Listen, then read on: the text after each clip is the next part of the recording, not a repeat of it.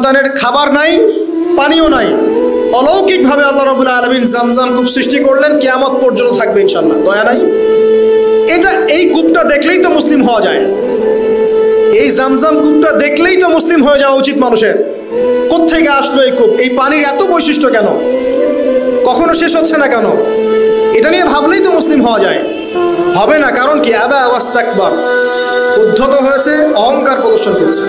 অহংকার মানে এই নয় যে আপনি সুন্দর জামা পরছেন, আপনি সুন্দর কাপড় পরছেন, আপনি ভালো একটা বাড়ি করেছেন, এটা অহংকারের পরিচয় নয়। বরং অহংকারের পরিচয় হচ্ছে বাতারুল হাক্কি ওয়া গামতুন নাস, সত্য জিনিস যেটা স্পষ্ট এটাকে অস্বীকার করা, আর অন্য মানুষকে ছোট করা, তুচ্ছ তাচ্ছিল্য, এই হলো অহংকারের পরিচয়। ইউনুস নবীর কথা মনে আছে আপনাদের? ওই যে মাছের পেটের মধ্যে 3 দিন 3 রাত ঘুরছে আর ঘুরছে। একজন নবী হয়ে তাকে এই অবস্থা ফেস করতে হচ্ছে। এক পর্যায়ে তিনি বুঝতে পারছেন যে আমার কিছু একটা তো ভুল হয়েছে।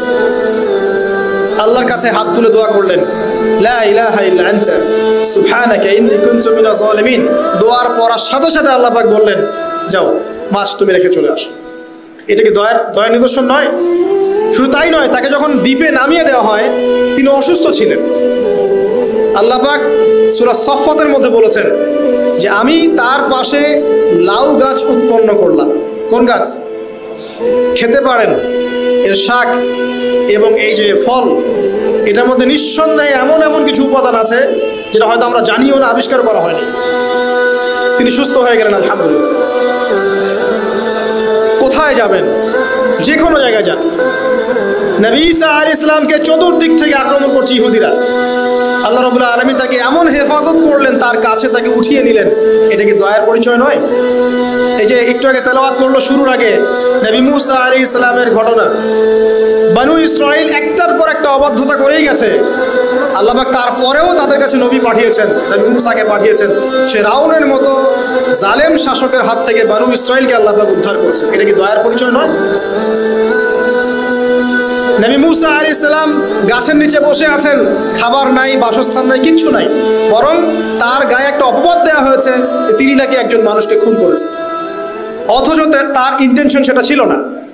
তিনি একটা ঘুষি দিয়েছেন লড়াই থামানোর জন্য, ওই এক ঘুষিতেই সেই ব্যক্তি ডেড। এবার তিনি গাছের নিচে বসে দোয়া করছেন, রব্বি ইন্নী লিমা আনজালতা ইলাইয়া মিন খায়রিন ফাকির। আল্লাহ, আমি নিঃস্ব অসহায় হয়ে এখানে বসে আছি, তুমি আমার উপর তোমার যে রহমত পাঠাবে আমি তার ভিখারি হয়ে বসে আছি। দোয়া করার সাথে সাথেই ওই শুআয়ব আলাইহিস সালামের মেয়ে হেঁটে হেঁটে চলে আসলো। তিনি স্ত্রী পেলেন, তিনি শ্বশুর পেলেন, একজন নবী পরিবার পেলেন, বাসস্থান পেলেন, চাকরি পর্যন্ত পেলেন। 8 বছর তিনি রাখালি করেছেন শুআয়ব আলাইহিস সালামের ফার্মের মধ্যে। দয়া মুহূর্তেই চলে আসবে, শুধু আল্লাহর দিকে অভিমুখী হলেই হয়, এগুলো দয়া। আইয়ুব আলাইহিস সালামের কথা মনে আছে না? দীর্ঘদিন রোগে ভুগছেন, চিকিৎসা হচ্ছে না, ভালো হচ্ছে না, শেফা হচ্ছে না।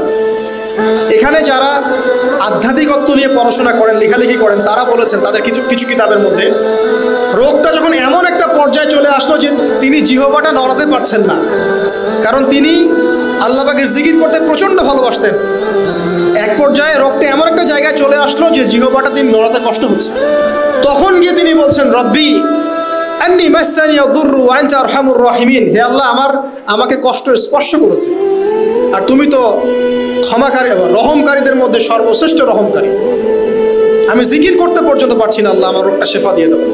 বলার সাথে সাথে আল্লাহ রাব্বুল আলামিন প্রস্রবণ ঝর্ণা তৈরি করলেন, এখানে গোসল করো, শেফা হয়ে গেল। এগুলো কি রহমতের পরিচয় নয়?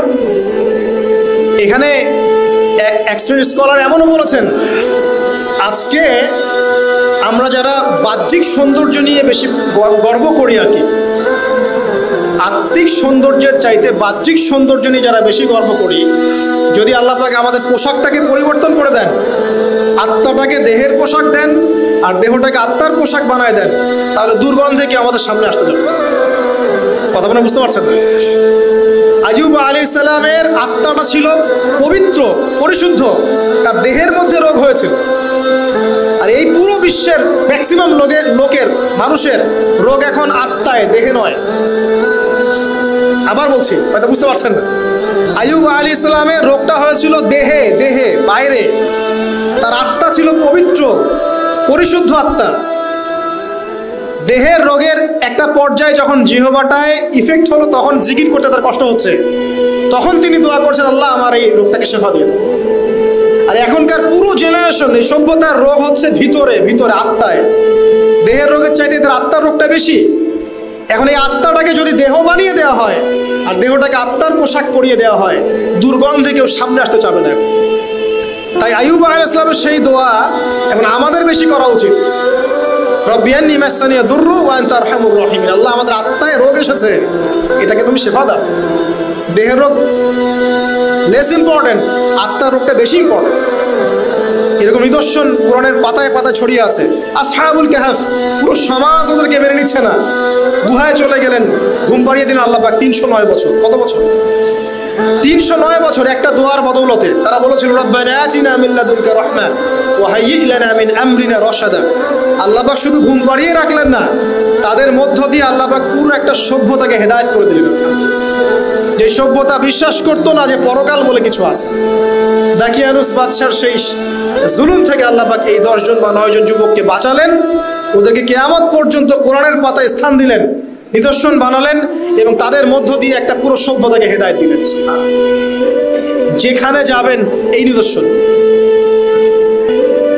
আর কার কথা বলবো? যুলকারনাইন, মনে আছে? কোন সূরা আছে যুলকারনাইনের কথা? সূরা কাহফ। আল্লাহ পাক তাকে এমন রহমত করেছিলেন যে মাশরিক মাগরিব মানে পূর্ব পশ্চিম পর্যন্ত তাকে রাজত্ব দিয়ে দিয়েছে। আজকে তো আমরা এই সামান্য একটু ক্ষমতা পেলেই আমাদের কেউ চেনে না, গায়ে হাতি দেওয়া যায় না, ঠিক আছে? মানে তখন সে নিজেকে মনে করে যে সে এই পৃথিবীর সবকিছু, বাকি মানুষ আর মানুষ না। ক্ষণস্থায়ী সামান্য একটু ক্ষমতা দিয়ে দেখবেন আমাদের অবস্থা খারাপ। প্রত্যেকের ধর্মতাত্ত্বিক ক্ষেত্রেও যদি কাউকে আপনি ক্ষমতা দেওয়ার আলেম মনে করেন, দেখবেন অহংকারে বাঁচতেছেন।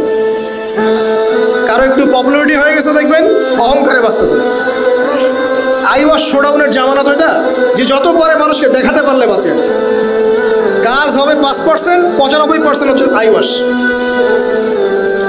যে কোনো জায়গায়, ধর্মতাত্ত্বিক জায়গা বলেন, social, economical, political, world affairs, কাউকে যদি আল্লাহ পাক যাররা পরিমাণ একটু ক্ষমতা দিয়ে দিয়েছেন, বাস তাকে আর চেনা যায় না। যুলকারনাইনকে আল্লাহ পাক আলাইহিস সালাম মাশরিক মাগরিবের ক্ষমতা দিয়েছেন।